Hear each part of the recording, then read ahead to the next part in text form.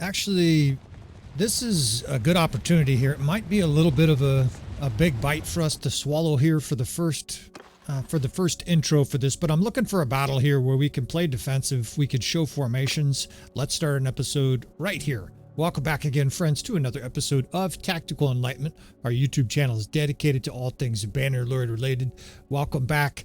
Welcome to a new series here. This is going to be a continuation of a campaign, but we're going to start playing it very, very differently. We're going to focus on throwing weapons. We're going to focus on a javelin heavy destructive force, and we're going to focus on infantry tactics. We've got our main character. It's not Raj, it's Rage, level 34 now, and look at our infantry.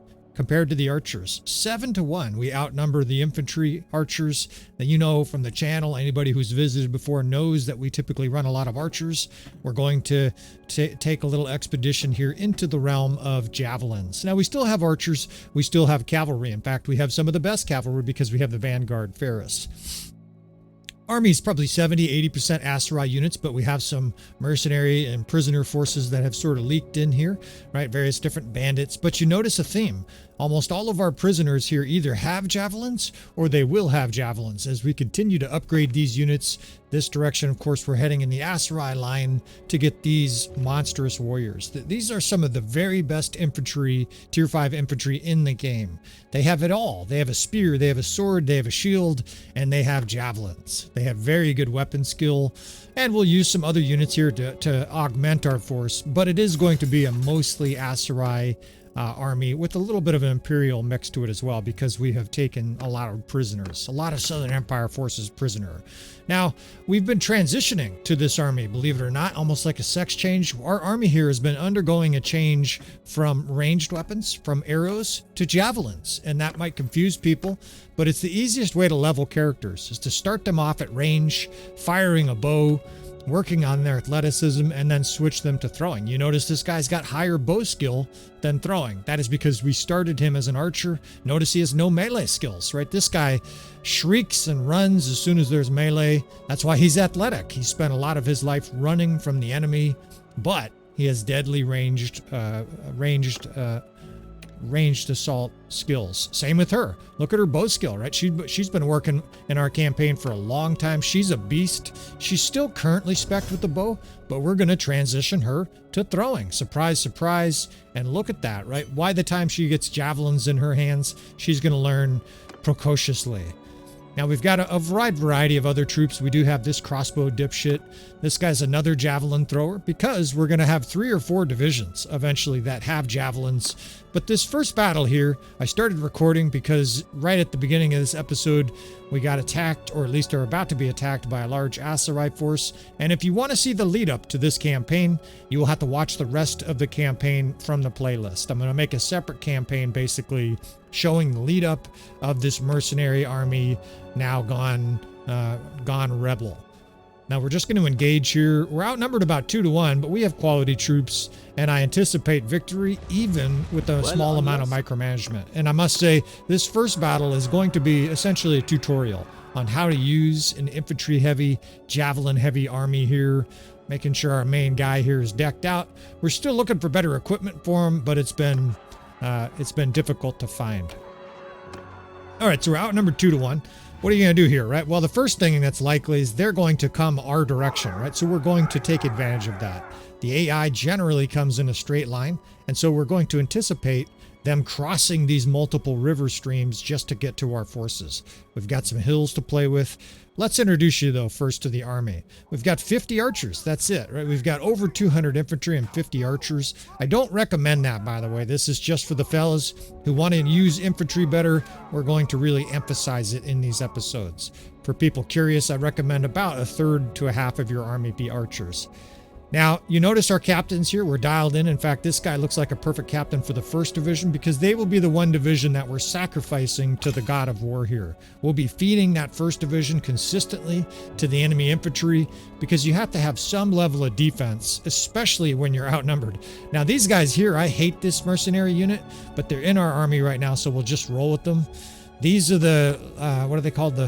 something of the hand or whatever. They're basically a dipshit unit with the bad helmet, and they have little tiny throwing knives. This is much more my style, right? There's a mix of mercenaries and shield infantry in our 1st division. Our 3rd division is a shock troop division, right? When you zoom in on that division, lots and lots of two-handed weapon guys. I'll probably get rid of that hidden hand dipshit. They're terrible units. Now, the 6th Corps is our best infantry. They've got a good captain. They will be flanking. So will the 4th division. And numerically, we are running 8 divisions, but I can simplify things. Let's look at our cavalry too. Our 2nd division is generally going to be defensive cavalry. So these are guys without javelins, without the capacity to kill, right? Your average Imperial Elite Cataphract, as you see there, they're not very good at killing, but they're excellent defensively.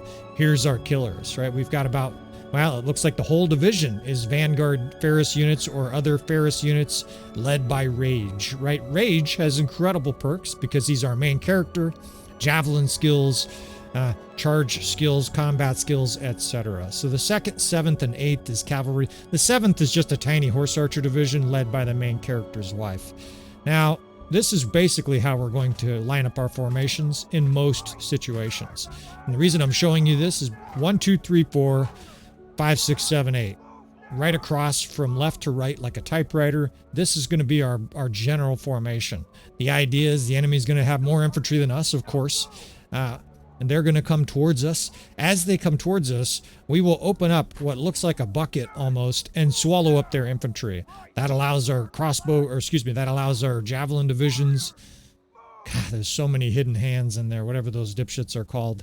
That's going to allow our javelin throwers to hammer the enemy before they get to the center. We will sacrifice the 1st division, usually having the 1st division out front. That way they both take a lot of damage, but also throw those javelins. And then we will swallow up the enemy in a kill box. And it looks something like that once all the movement is done. Once you're in that formation and the enemy's in the center with the 1st division, you just hit F1, F3, right? The battle's over at that stage because you have completely surrounded and weakened your enemy. Now, always using terrain, right? Any good general, we're always going to try to take advantage of the fact that we have some elevation here for archers. They can shoot the whole time from that hill.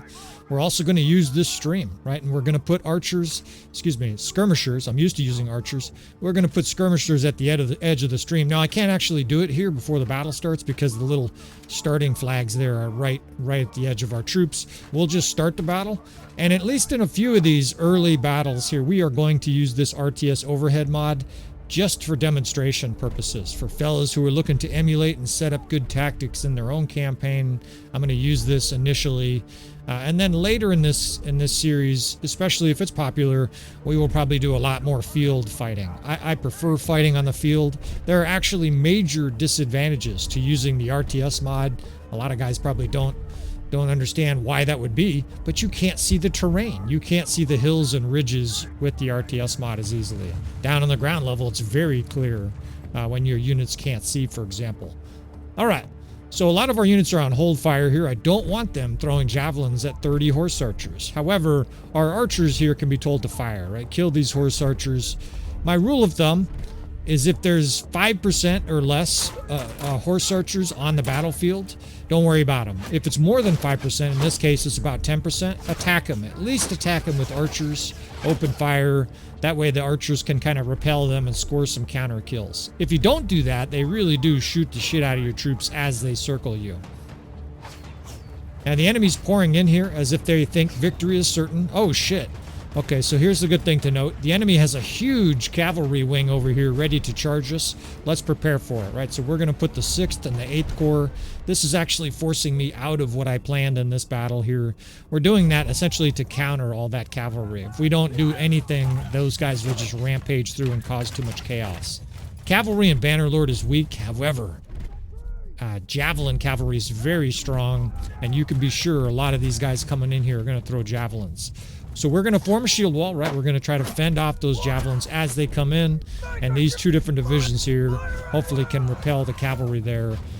being told to fire at will. That way at least they're countering. Now here, these guys, the 1st Division, is pelting the enemy. As the enemy tries to cross the river, they're getting shelled. We're going to back them up and open up the middle here, right? This is going to be a consistent theme throughout these episodes. You want to drag that infantry right into the crossfire of all our different units here. Now, you could easily F1 and F3 at this stage, but we want to have a little cleaner battle than that, right? Over there, I'm just charging with the 6th Corps. That huge enemy cavalry wing basically forced me to change my plan here with this battle. I'll try to show you guys at least one more battle like this with the overhead, or maybe perched on a hill or something like that, where you could see what the hell we're doing here. So the right side is a mess as our cavalry and infantry counter their cavalry, but it's the center we're concerned about. And the infantry is sucking up on our square. That square is going to hold out a long time. Meanwhile, it's time to get these other units into battle here. Even though these guys are terrible with their stupid helmet, throwing their little tiny throwing knives like it's a dungeon battle. I see them getting killed too by javelins. They're really sort of pathetic units. Now we're bringing in the 8th Corps here behind the enemy. And I like to do this because now you have the enemy surrounded. They're getting javelins thrown into their back. That said, obviously the Asurai are a pretty good challenge to our army because they also have javelins, right? So we're going to experience more success in other battles against other kingdoms than we will against the Asurai, right? We want to conquer these guys so they'll fight for us.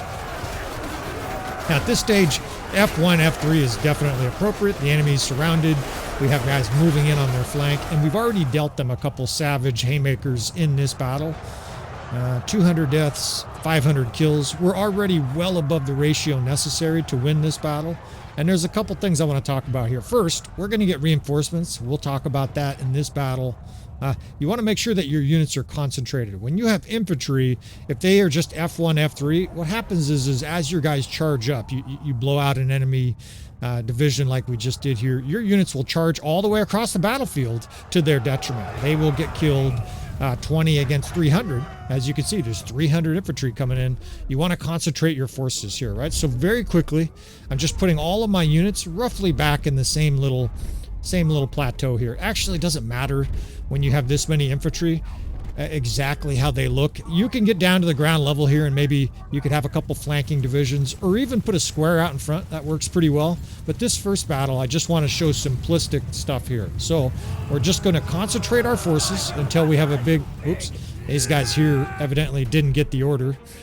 Tell those guys to get back. Now look at this. We have this concentrated mass of troops. Now, as soon as the enemy forces get close, you charge again, right? F1, F3, and you have this concentrated firepower where all of your units are together and the enemy units are sort of strung out. You can see the enemy units still struggling up to the battlefield, and it becomes a number game, right? Our units are fighting with 30 or 40 in a glob against the enemy's 20.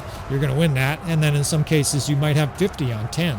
Or the enemy's trickling in against your 50, and you're going to win, right? And you're going to get a death spam that looks exactly like it's showing there, right? Your big glob of troops here zerging around the battlefield. The big advantage, if you ever look at it up close, is when you have a huge amount of infantry like that. What happens is the enemy units, one-on-one, they fight okay. But if there's 3 guys pounding on him, he can never get a swing off, right? He's trying to swing his little weapon. He blocks the first guy's attack. Then he tries to swing his weapon, and the other 2 guys attack him before he could swing, right? And so you have this major little idiosyncratic advantage in a battle like this. Now, it's very bloody. We're just F1-3ing this battle, but I'm doing this to show you the simplicity of those 2 concepts. The first one, of course, is the tactics we displayed at the beginning. The second one is making sure your units are together.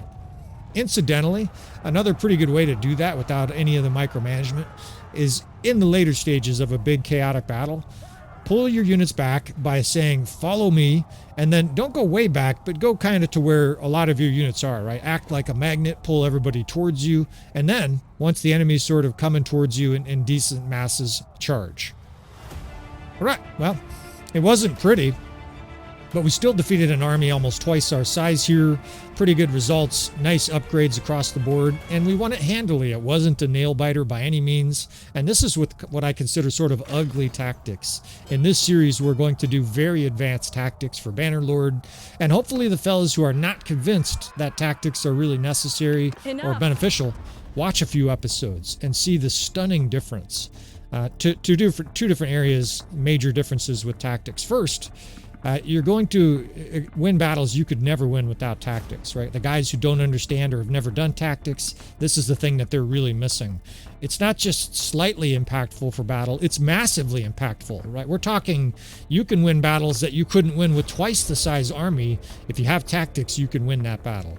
The next part, and I think this is much more important actually, is going to make you feel better and more. It's going to bring more enjoyment to the game. It's going to open up all kinds of possibilities with Bannerlord. Instead of just quickly getting bored, like a lot of people do by F1, F3, and then you charge and maybe you run around with your battle axe and kill guys. It's kind of fun.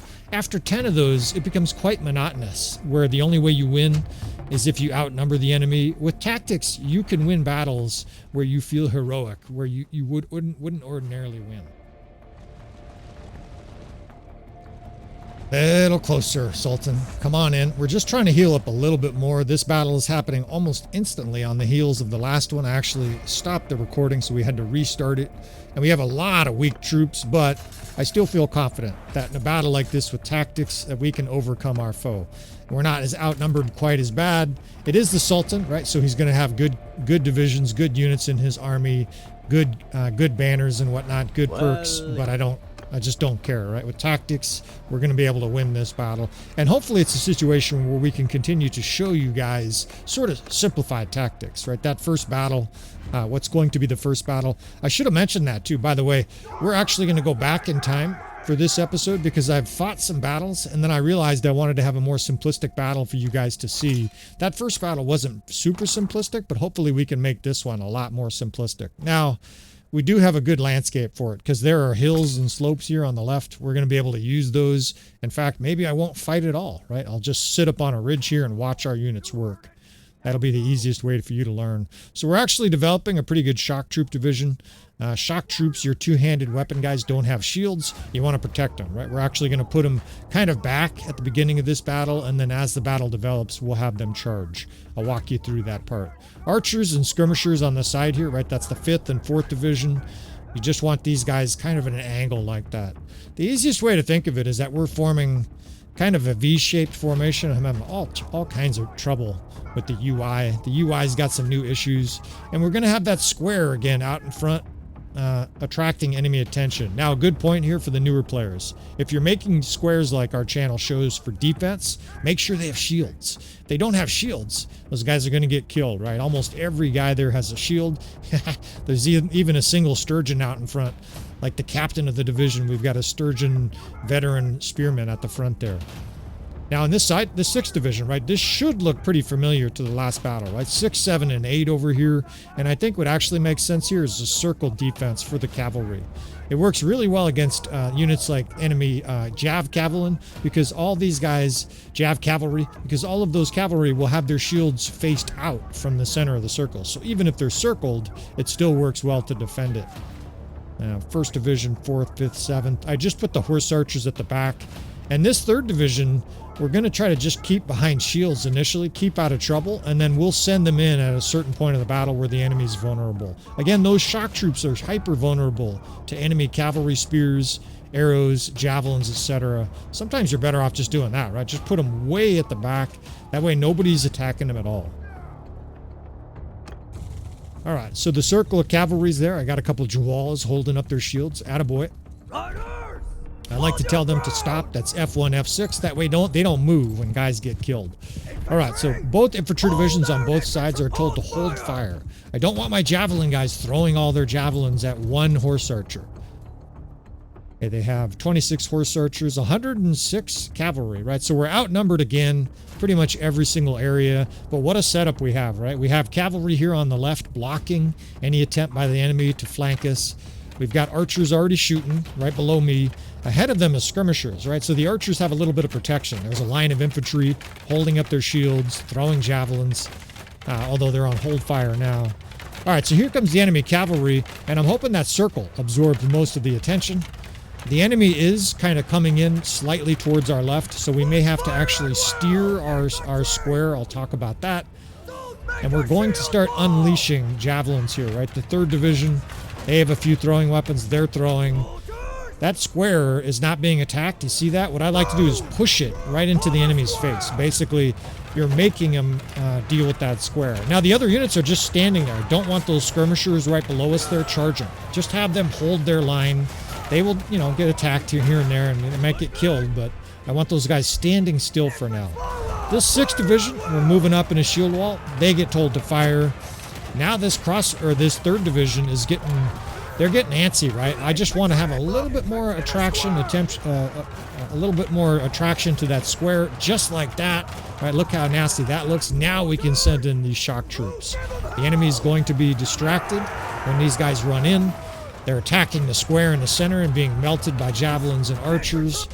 Both of your different screens here, the 4th and the 6th, can charge, and I like to bring this cavalry in just for the coup de grace. Right? We'll bring them in behind the enemy. I see the shock troops are rampaging down there, and you really could F1, F3 at this stage. I'd have no problem with that. So in come our cavalry. These guys are going to start chucking javelins and spearing guys in the back. The square's still surviving, right? I can see the little guys down there with their pathetic shields. They're holding out. And the death spam is going very green, right? Unquid's army here is being annihilated. In fact, this battle's already over, right? We actually outnumber the enemy now, or it's very close. Now I guess about the only thing left to do is go kill the Sultan, right? Let's go find the guy. Let's charge with that 1st Division. In fact, F1, F3 would definitely be appropriate here, right? The enemy's being steamrolled off the map here. We can't stop them. They're all starting to rout. Let's find this Sultan. He's got to be around here somewhere. They got a bunch of archers, right? I got to be careful. Archers are much more deadly in 1.3. As we demonstrated with the Battanian campaign, archers are way too powerful now. They just absolutely wallop everything. We've demonstrated it with this campaign too. And again, if you want to see more episodes from this campaign, all you got to do is check out the playlist. Now, I think that's the Sultan. I can't tell. He's in here. I was going to say, he's in here somewhere. Now he's laying in the dirt. And his army gets vaporized here, right? We can pick off some of his household men right here. Ignobly knock them off their horses while they're stabbed in the face. And wrap up this battle. Now, this episode's going to continue. Like I said, what we're actually going to do here is we're going to go back in time. It shouldn't be too jarring because we're not talking 10 years. We're talking like a week, 2 weeks. And there'll be some other battles where we start to focus on javelins. We're going to seek interesting scenarios for our javelin throwing divisions. We're going to go pick fights. We're going to go up to Sturgia and kick sand in their face, see what they think about that. We're going to essentially look for challenges for this dominating infantry army. And we're going to do audacious shit, right? We're going to try to defend cities against 2,500 with our 500 troops. We're not going to be purely... Is that the guy that shot at me? We're not going to be purely, purely infantry only. We do have 30, 40 archers. We have some cavalry. But it's going to be a mostly infantry army and a mostly infantry campaign from this stage out. And a smashing victory here as we level up. Companions are getting better at what they do. Unquid's laying in the dirt somewhere. There are sand fleas crawling into his rectum. And it's away we go here. Take some prisoners. I give up. You'll be able to watch this entire campaign if you want to see the development of these characters, if you want to see the development of our campaign where we went independent. All of that footage should be part of this playlist. But what I'm going to do is actually have 2 playlists here. This is going to be episode 1 of our Javelin only series, and then I'm going to link in each of these episodes the Javelin only sort of precursor, right? What's the origin of this army? If you want to see how to build an army like this, if you want to see kind of the process of developing companions, you'll be able to do so. Now, what's that happened here? Unquid somehow escaped. I'm quite sure I threw a javelin through his spleen, so he should be laying somewhere. You start to see this more and more. He's fugitive, like somebody came up and dragged him off the battlefield with their horse. But that's all right, right? Unquid is destroyed. And of course, this will probably be the start of the next episode. But now we'll do it. You guys get a little bit of time travel as we go back in time. That means the same thing. Terrific narration here. And you guys can continue to see more Javelin Tactics. Eventually, we'll be able to get some better tier 6 armor. You know, the Empress right there. Let's start an episode here. Welcome back again, friends, to another episode of Tactical Enlightenment. Our YouTube channel is dedicated to all things Bannerlord related. And welcome to a new side series. Surprise, surprise, we have more episodes than Amazon Prime. We are going to take Rage here and his army that is shifting more and more towards javelin throwers. And we are going to do a javelin only series. It's going to be a mostly javelin series here. We're going to do Javelin Tactics. We're still going to have some cavalry, right? Because the Aserai have great javelin throwing cavalry, but we're going to focus heavily on infantry tactics in these episodes. We're going to play this out like an actual campaign. And indeed, this is a continuation of the campaign that we started with this guy Rage. All of the episodes, basically, all of the gameplay from this guy's campaign is on our channel. If you want to follow the whole thing, we'll make sure to link the original playlist for that. So we're about 8 hours in. We are our own kingdom now, and the Empress must be nearby, right? All these armies here, it says following Regea. So she's down here somewhere, and we're not about to let her siege some cities. Now, we're not going to play this in a purist manner. I'm not going to just strictly seek out battles for Javelin only. We may do some editing from this stage, though. We're not going to show you every single time we go sell trinkets and stuff like that at a local town. But we're going to focus heavily on Javelin Tactics, which happen to be infantry tactics, right? I was actually getting ribbed by a couple of, encouraged is a better word, encouraged by a couple Discord guys to do more infantry tactics. So that's what we're going to do here, right? Now, we still have some cavalry. We have some archers. It'll be mixed. I'm not going to do all infantry. It's rather aggravating trying to chase down horse archers and stuff like that. But we have a lot of infantry, and it's going to be interesting to see what kind of a beatdown and what kind of tactics we could do in Bannerlord. Now we're going to, show you bits and pieces of the campaign as well. We're still going to siege some cities. If they're significant, we'll show you, and if they're not, we won't, right? It's pretty simple, and there's going to be quite a bit of editing to this because I don't want this to be 50 hours. We're not also going to try to conquer the map. Anybody who's watching a video on our channel for the first time, we never do that, right? It's just there's no point to it. Once we've thoroughly thrashed our enemy and expanded our kingdom to the point where we realize that we're the suzerain of Calradia, then we will probably call it good. Now, I'm actually waiting. I want more troops to get to Regea's army here. I was looking at one of the armies and it had a bunch of mediocre troops. We've got this other clan that we just made, General Malpractice here. We've got our surgeon. We gave him a city. So we're slowly going to build player clan dudes. This guy's got some badass war paint. And we'll talk a little bit about player clans in these episodes. But the primary feature, the primary purpose of these episodes is going to have, here we go. She wants some, right? We're popular. She swiped right or whatever, swiped left, right? She's interested. And hopefully we can take her out to dinner and show her how to impact her face in the sand after we smash her army here. Now, we have a very powerful army. That's why the power bar barely favors them, right? The power bar, in theory, means that the enemy's likely to win here. Of course, we know with tactics on the channel that doesn't mean shit, right? The enemy's the underdog here. We are playing 1.3, and it's pretty spectacular. Look at these clouds going overhead. I mean, you can't ask for a more beautiful series of weather and cloud events with this new upgrade. Now, I'm going to be introducing these different divisions as we roll along here. The second division is typically going to be our least javelin throwing units. In other words, if we have like Imperial Cataphracts and units like that don't have javelins, they'll be in the second division. The 8th division, led by Raj, will have javelin units. So Vanguard Ferris, units like that, right? The Vanguard, the regular Ferris, etc. The 5th division is archers. There's all of our archers, 22 archers in our whole army. And then we have 3 skirmisher divisions, and then we also have, theoretically, we have a shock troop division, but there's hardly any in there.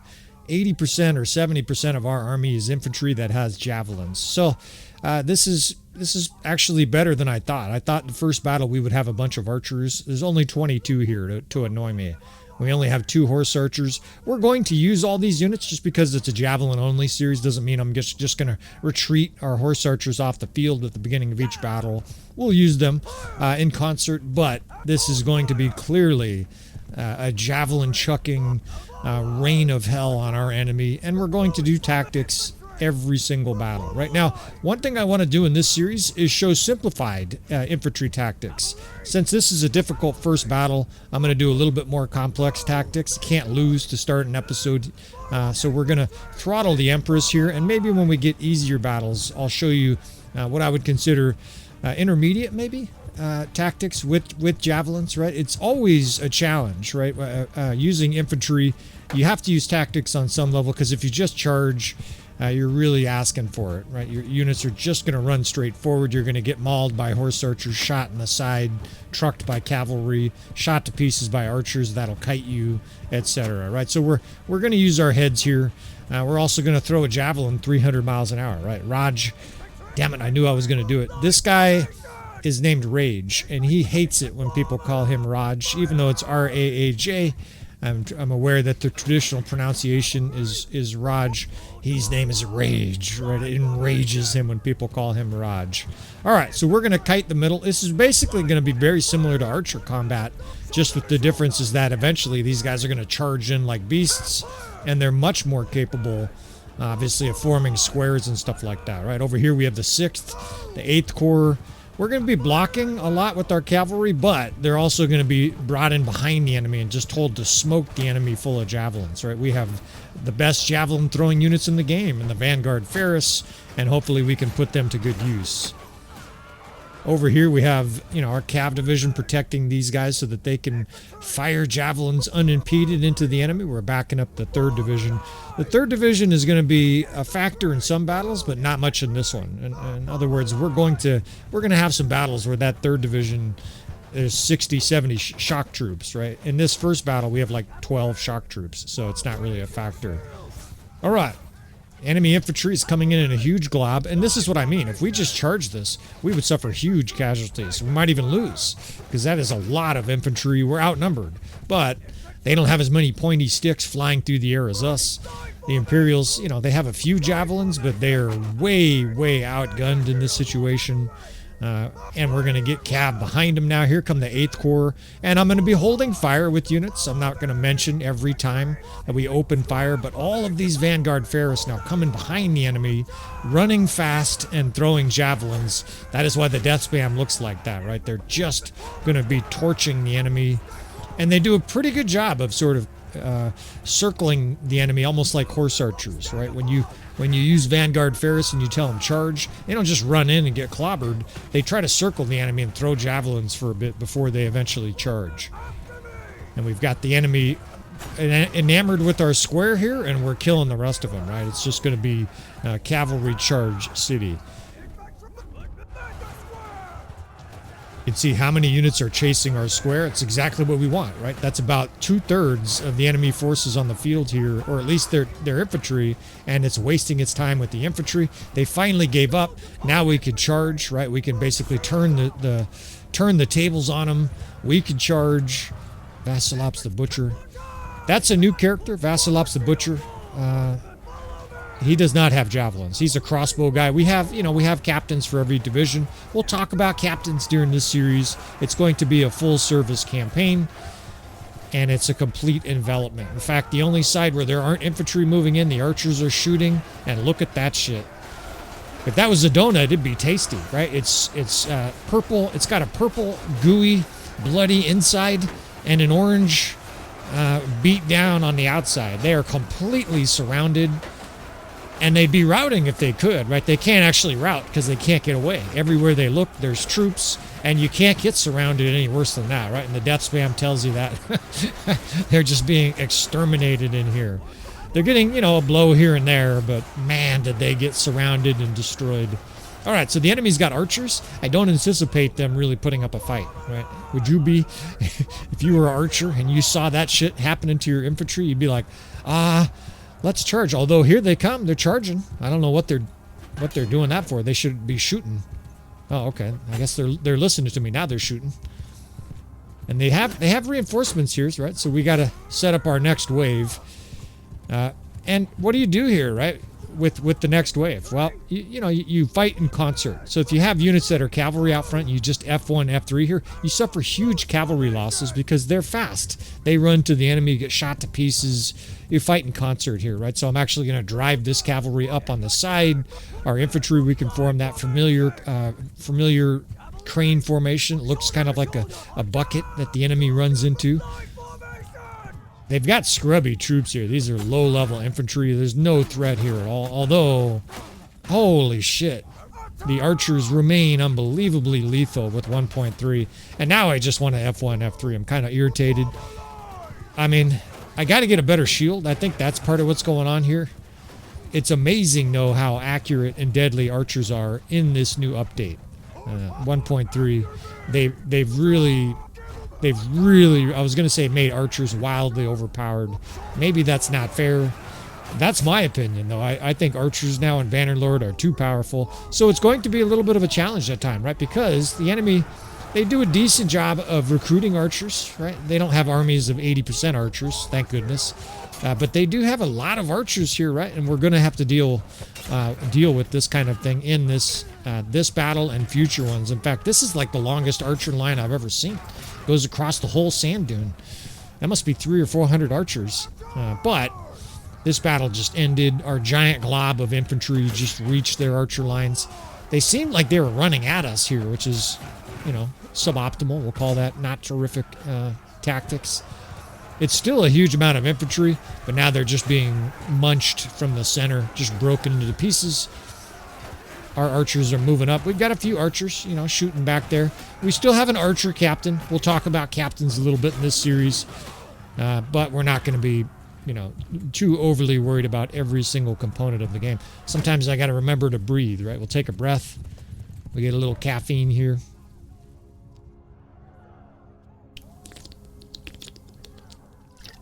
As the enemy gets obliterated, like pushing a 9-to-1 kill ratio. Now again, we have a very powerful army. However, we're going to nerf ourselves, and it's more of a character spec. We are not going to aim for the 250 medicine skill or 275 medicine skill perk Minister of Health. It's a wildly overpowered perk. We have demonstrated it before in the Asteroid campaign with Wazuban. You've just never seen an army destroy stuff like having that 330 medicine skill on your main character. You just crush everything in sight. It's rather astonishing. So in order to make this somewhat challenging, right, we got to have some kind of challenge here. We're gonna avoid getting that perk. We'll just get some random perks. We'll get some tactics or something like that. Maybe level up his pole arm or something. It's not too big a deal, but I'm not going to get that perk. Now, we've got some Jawal, but we don't have any minor clan, right? We've been slowly recruiting our mercenaries, recruiting prisoners, but I have not been able to get a minor clan in this campaign. We're alone, right? So we've got the Empress, right? So we could probably take some castles here. I should probably make a couple more player clans. We'll talk about that some. I think we have 4 or 5 cities now. I want to get a little bit of a head of steam here. Our army's not that big. I don't feel super cocky.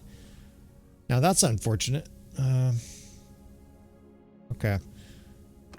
Here's what we're going to do. So the Aserai before have asked us for peace. So we're just going to, they're going to pay us a little bit of money for peace. I'm doing this both strategically, but also because we've fought the Aserai an awful lot so far in this campaign. I recognize, right, those of you just watching the first episode of this are not seeing any battles with the Aserai. At some point or other, we'll fight them. They'll probably declare war on us, in fact. So we'll deal with them at a later point. But right now, I want to actually head towards Khazate land, right? We want to fight some unique battles for these episodes. If we just show you the same battle over and over again, you're not being entertained. You're not learning shit. So, although maybe you'll learn if it's repetitive.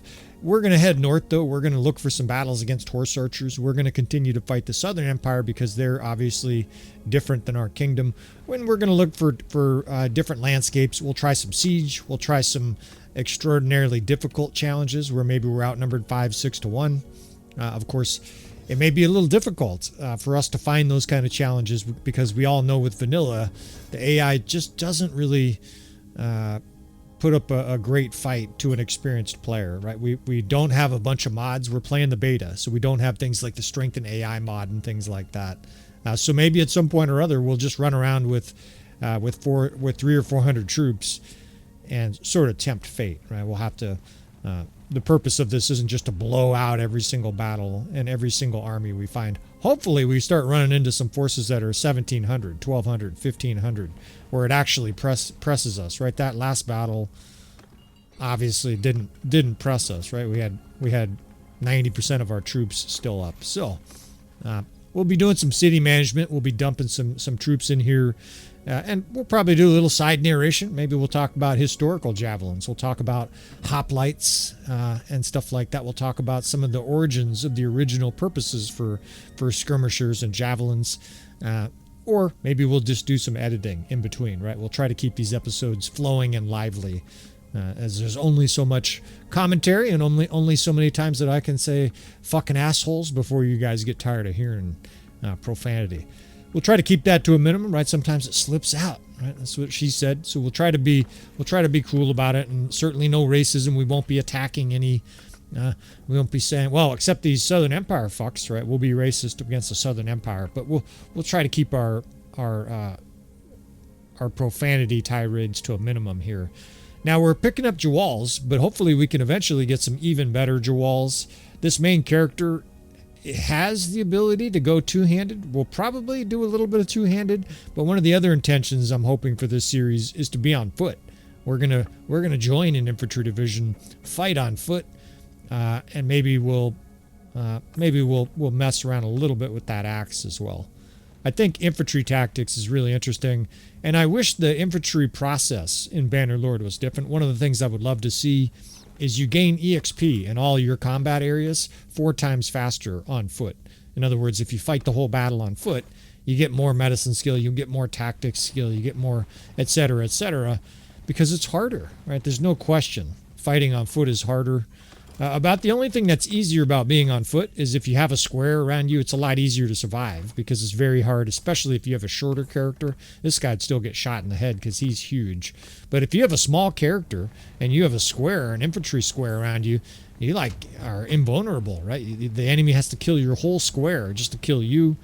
Now, you can't see shit, but... If you please. And that was about some of the worst AI I've ever seen. I think this guy was trying to avoid us.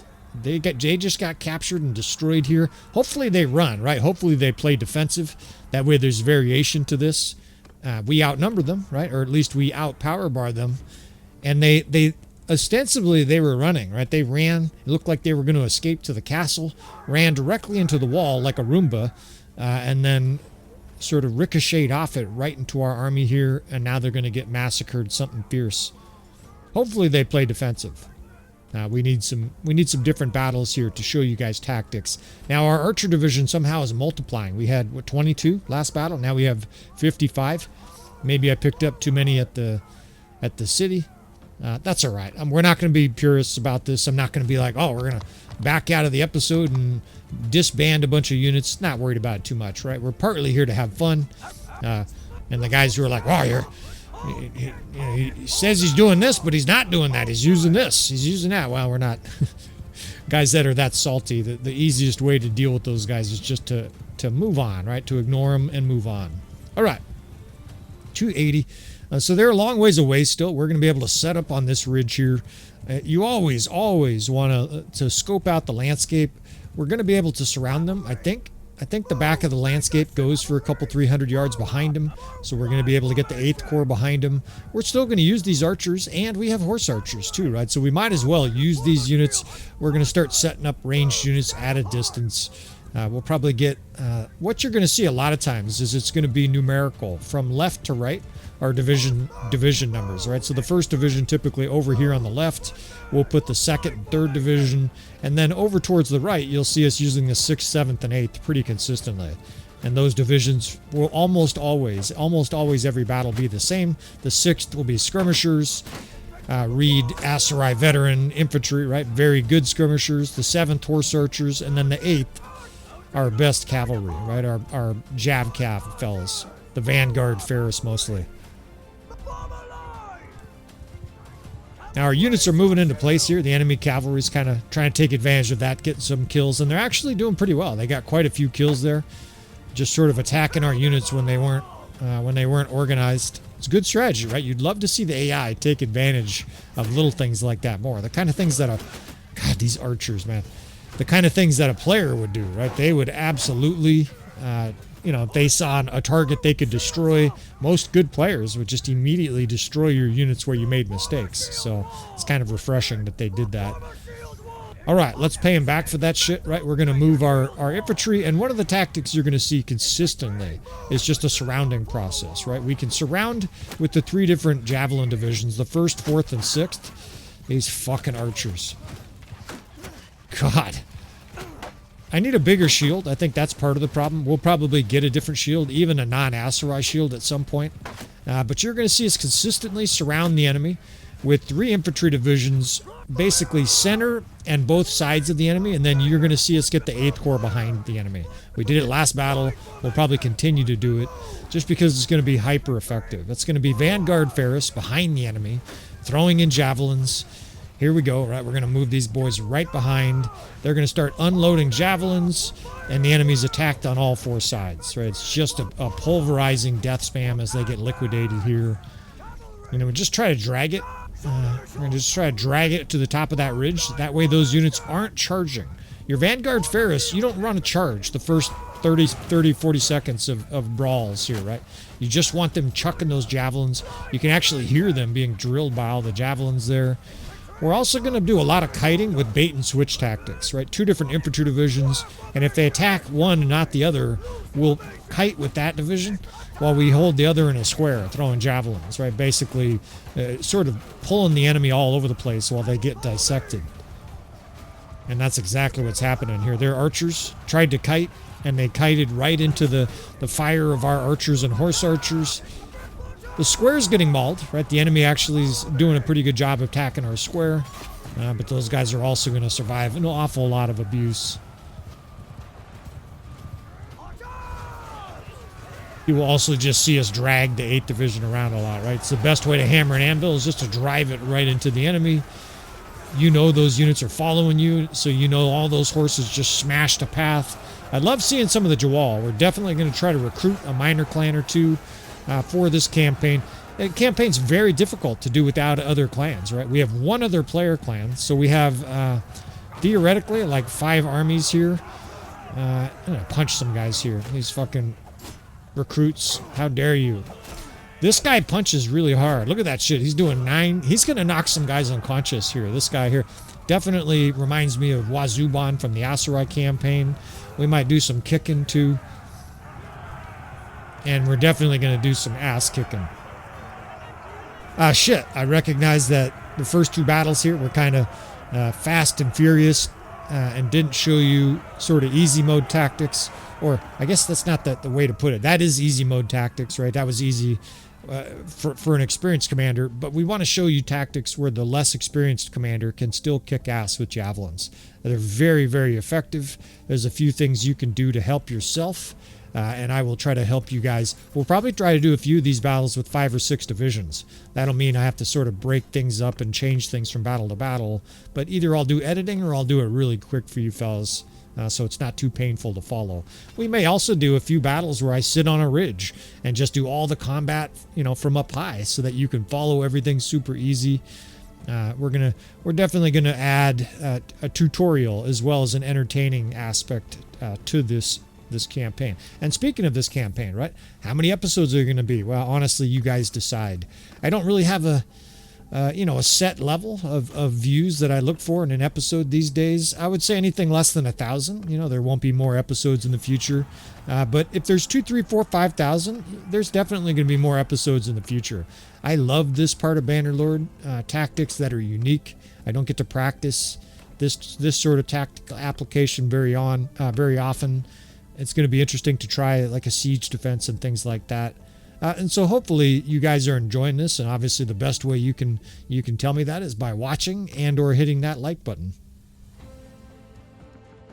Now we got to get some of these troops to another garrison, but we need a couple of I guess we'll call them troop depots up north here, right? I want to take like Vostrum and maybe Danustica or something like that, because that's where the action is going to be. If we can get in a spot where there are 4 kingdoms within a day's march of us, we're going to get non-stop action, which is really the goal for this campaign. You're not going to see us make brilliant diplomatic realpolitik decisions to try to conquer the map as fast as possible.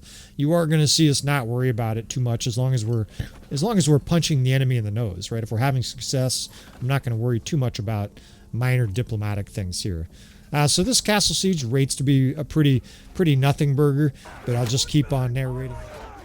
All right, friends, we are going to do a little bit of editing from time to time in this campaign. We're not going to show you every minute. That would be very boring, but we throttled the castle defense here pretty well. And what we're going to do occasionally is either give you the ESPN highlights list like this, where we just blast through everything, or I'll simply tell you in-game how we blasted this castle, blasted this city, whatever it is. I don't think anybody's questioning whether or not this force that we have can steamroll simple castle defenses like this. However, we will show you interesting castle and or city sieges, right? If there's maybe 800 defenders, 1,200 defenders, something to that effect, then we'll do our best to show you those. But for the most part here, we're just going to smash our way through city and castle defenses without really wasting a lot of your time showing you that. However, an interesting battle did follow this, so I will take you back to live narration now.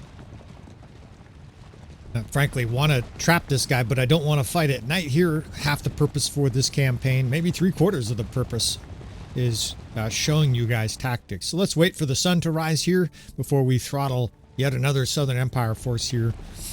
We're outnumbered, but yeah, not by enough, right? You didn't bring nearly enough, Bannerlord. He's trembling here, way up in the mountains as our Javelin force here continues to smash its way through. And this will probably be another opportunity here for us to attack a defensive opponent. So I want to show at least 2 or 3 of these, because this is going to be a thing in your campaign. You're going to have the enemy turtle up and hide and shiver over in the corner of the map. It aggravates the hell out of some people, but frankly, that's the best thing for them to do. If they charge us in this situation, they will get immolated. It's in their own best interest, intelligently, tactically, for them to wait for us to come to them. Talked about all the time. When your archers are moving, you obviously are going to have a lot less impact on the army where their archers are set in the ground, they're in formation, pounding you as they come in.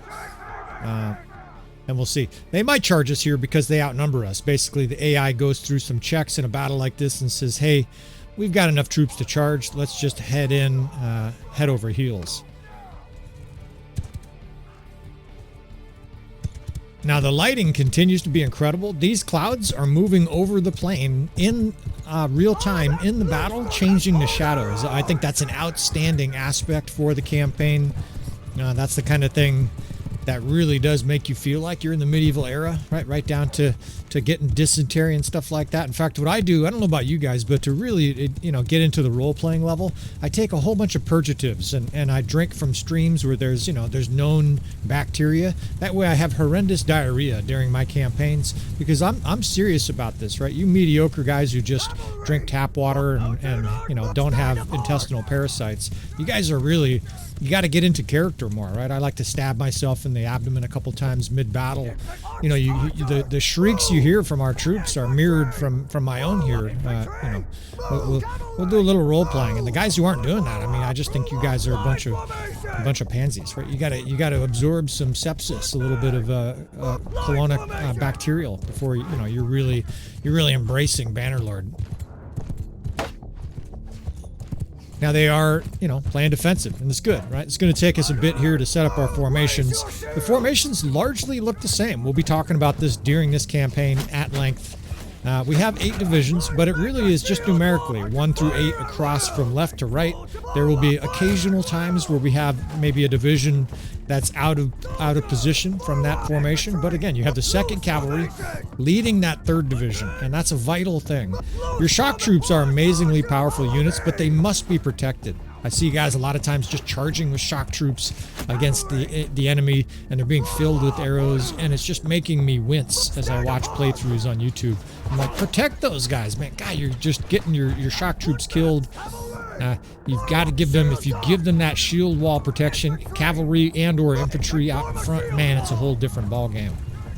I'm not saying you have to play like this, but man, why would you just let the enemy negate a huge advantage of those shock troops. Now we're moving the 8th Corps in here very aggressively. They're just dumping javelins point blank into the enemy. They're also going to take heavy losses here. You're going to see us sacrifice divisions. This is not a pure sacrifice, but they're moving in to take a lot of attention away from the rest of our units here. They're also doing plenty of damage, right? That 8th Corps, we can start to move them behind the enemy, which will distract them even more. These guys are firing javelins into the enemy. They're making it hard for the archers to shoot. The death spam is pretty good, considering I just sent that division right through the enemy's ranks, right? That's a pretty good death spam. Now, behind them here, we have the skirmishers, and this is a bit of a magic screen tactic, where all of a sudden the enemy is point blank with a bunch of our skirmishers firing away. Now, over here on the left, we have our 1st and 4th Division as we surround the enemy. Right now, the 8th Corps is behind the enemy. The 1st and 4th are in front of the enemy. The 6th is on the other side, and the enemy is completely surrounded. Our archers are towards the back there doing their thing. The enemy's probably going to get reinforcements here, right in our midst. So you want to be, vaguely prepared for that, vaguely aware of that. But I don't think it's really going to matter. At this stage, we have the enemy surrounded something fierce. And we're now going to use those shock troops, right? We'll shove a square into the enemy's mouth. We don't care if they want it or not. We're a digital terrorist here. The sock gets in there, shoved in their mouth. The duct tape is wrapped around their head. Now we bring in these other 2 divisions. The 2nd and 3rd Division, that shock troop and cavalry division, they come in last. That's because I don't really want the enemy focused on our shock troops. They'll kill them just like the archers will kill them at a high rate. You want those shock troops effectively attacking units that are not ready for them. It's almost like you're a horror movie and you want to wait until the blonde is distracted, and then you swing a giant axe at her skull and cause a massive gash in her head. Right? We're gonna get medieval here. We're gonna get visceral and gory. Of course, I'm an EMT firefighter. I've seen some horrific shit. We'll spare you guys from the worst details, but you're playing a medieval game full of violence. YouTube asks, is there violence in your videos? I'm like, wow. The entire American culture, there's violence everywhere. There's like people shooting each other to death on primetime TV. So, we're going to avoid the extraordinary violence that's out there. We're not going to be showing people dying or teabagging, sexually desecrating corpses and shit like that, right? But that's a thing too. I'm sure there's plenty of guys' channels out there that are 10 times more violent than ours, that are monetized, showing all kinds of horrific shit. So, battle is deadly. There could be no Bannerlord videos shared on YouTube. You'd have to have a whole bunch of blurry units, I guess, here getting shot with archers. Humankind is violent, right? The only reason that we exist today is that we're the most violent clans that are left out of the human species. All the passive ones got killed because they weren't, it's dog-eat-dog world, and they got eaten. Well, this Southern Empire force got eaten something fierce, 150 casualties. You will notice a higher rate of casualties with our infantry-only series compared to our archer-only series. Why is that? Because archers are OP. That's the bottom line, right? You young guys like to OP, that's your word, or whatever you say. Archers and Bannerlord are really starting to approach like mythical level, especially with tactics. You can just liquidate almost everything in sight. Now, we're still using archers, but we have a tiny fraction of our current army as archers, right? It's 10% or less is going to be the rule of thumb for these episodes.